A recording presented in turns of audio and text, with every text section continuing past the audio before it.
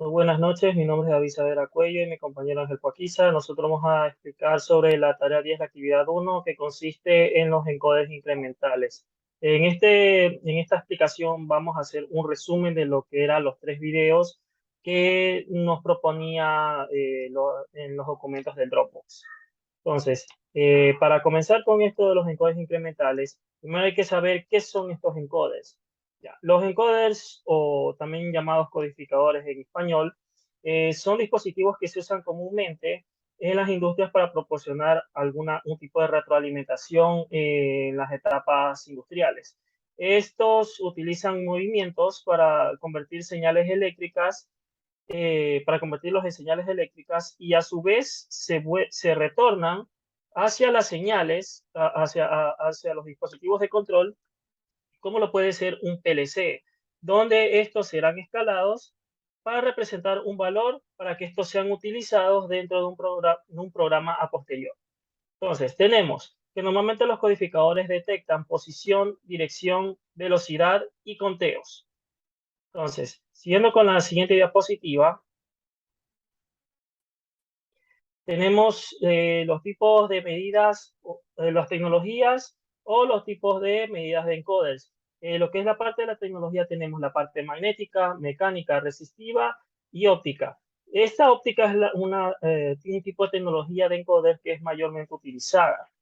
Y el tipo de medida tenemos que es absoluta e incremental. Entonces eso mi compañero lo va a explicar más adelante qué es lo que viene a ser este tipo de medida absoluta e incremental. Ya, siguiendo con la siguiente diapositiva, se oscurece. Ya. Tenemos un encoder posicional, que estos son usados para determinar la posición mecánica de un objeto. Que esta posición es absoluta y puede ser usada para determinar un tipo de cambio de posición entre el codificador y el objeto. El cambio de posición en relación al objeto y el codificador será un cambio incremental.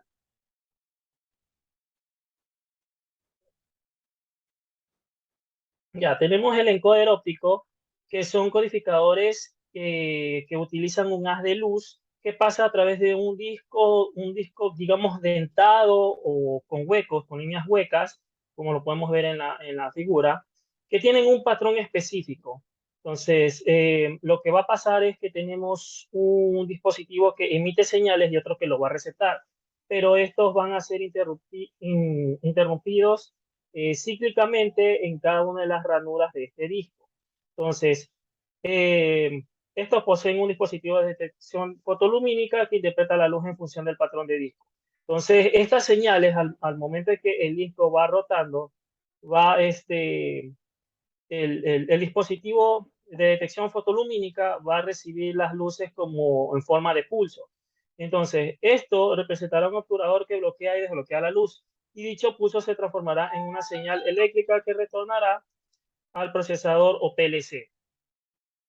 Entonces, siguiendo con la siguiente diapositiva, tenemos las aplicaciones de los encoders a lazo cerrado. Bueno, en este caso vamos a explicar tres tipos de aplicaciones de estos encoders.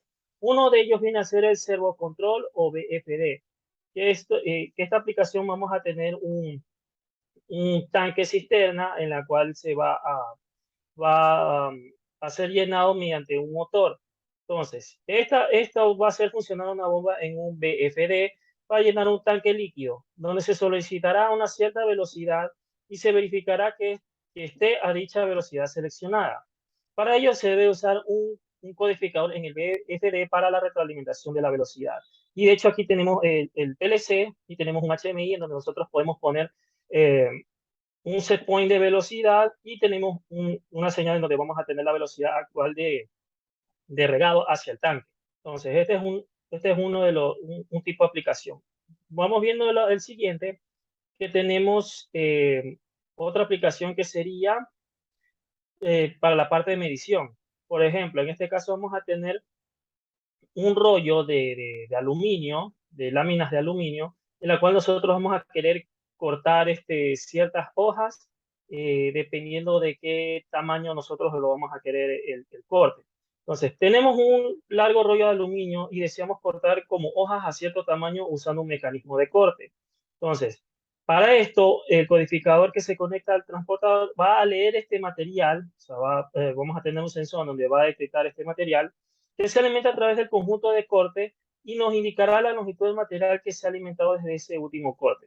Lo que va a hacer es que cada vez que recorra una cierta distancia, el mecanismo de corte va a separar o va a cortar la lámina de aluminio para tener la altura o la dimensión deseada que nosotros queramos para las hojas de aluminio.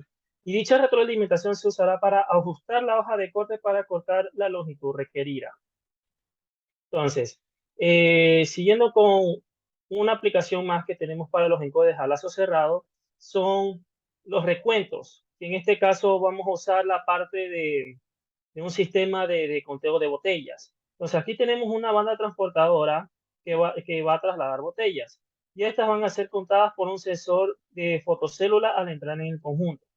Esta tiene una tapa con una lámina de aluminio a prueba de manipulaciones en la parte superior que debe adherirse a la botella.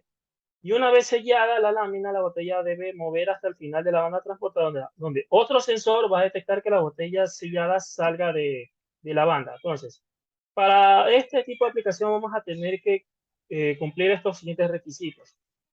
Primero, que la cantidad de botellas que salgan deben ser iguales a las botellas que se han contado inicialmente. O, en pocas palabras, que las botellas no tengan que ser retiradas a mitad del transcurso de todo el sistema de recuento.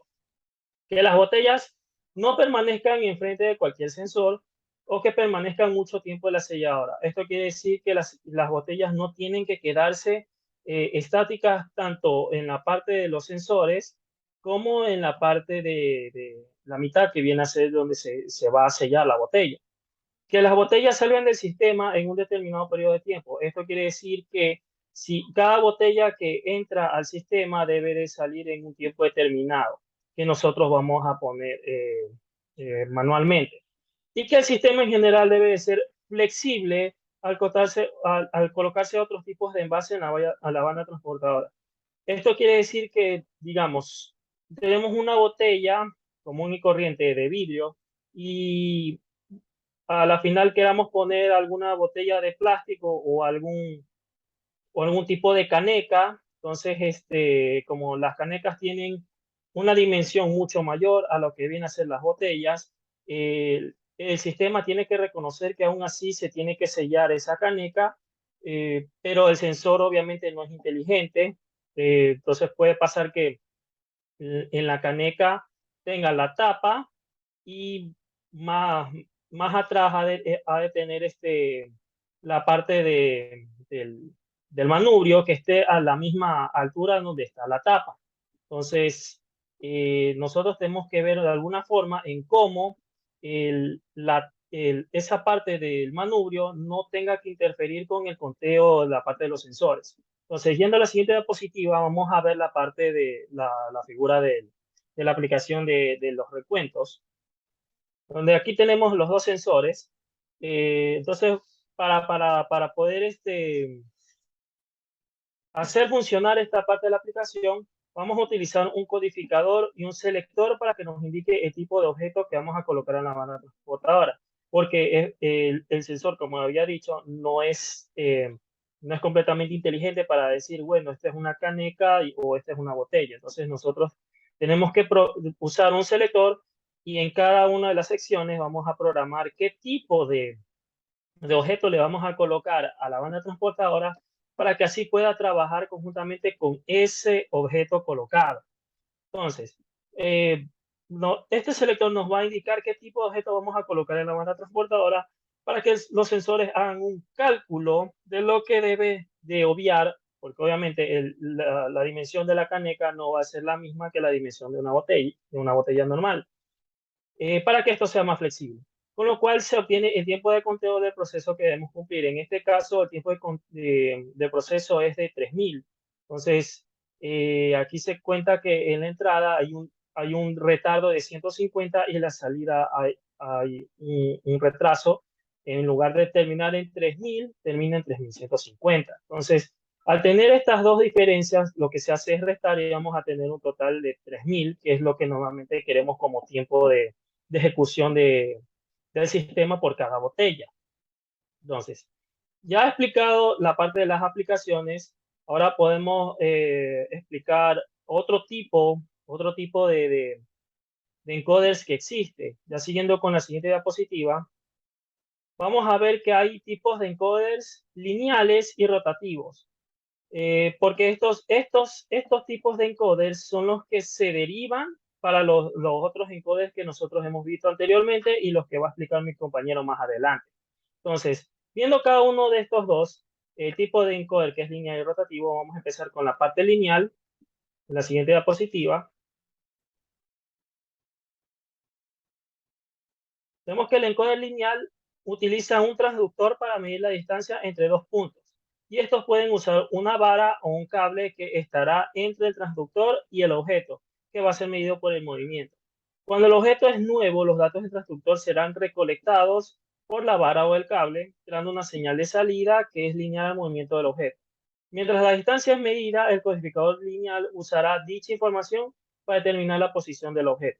Y un ejemplo de esto es cuando se usan las fresadoras CNC, donde los movimientos precisos son muy requeridos para hacer los procesos o manufacturaciones eficaces.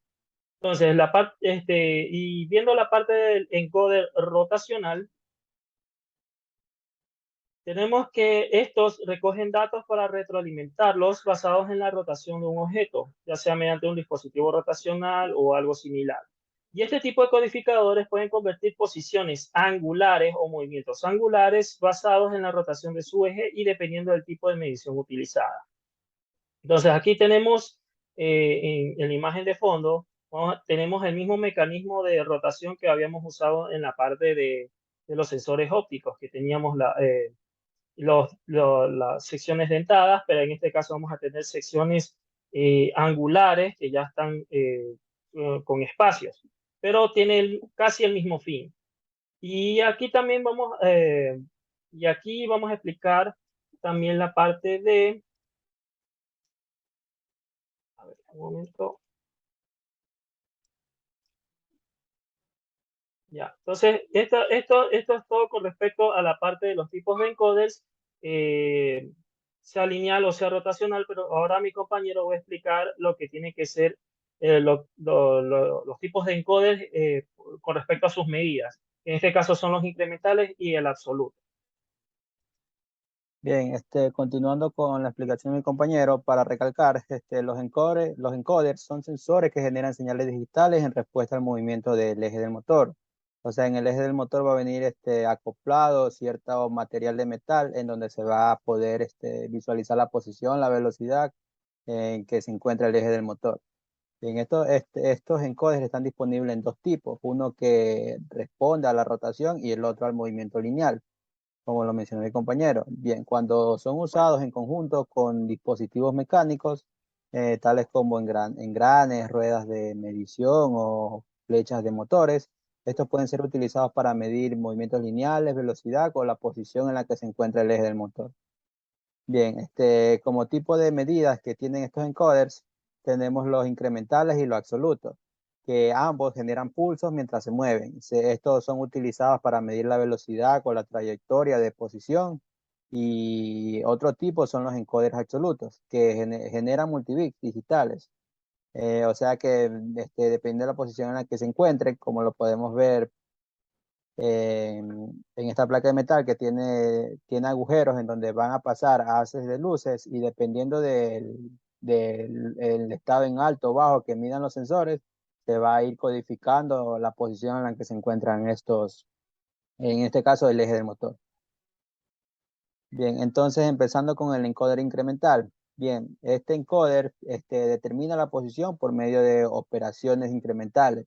Es decir, que este tipo de encoder siempre se debe de iniciar desde una posición referencial o una posición inicial estratégica para que el sistema tome como referencia esta señal y conforme vaya girando y mandando nuevas señales, puede hacer los cálculos de cuántos giros y a qué velocidad que está rotando el motor. Bien, en los encoders incrementales se pueden encontrar unas divisiones de estos, que son los encoders de cuadratura.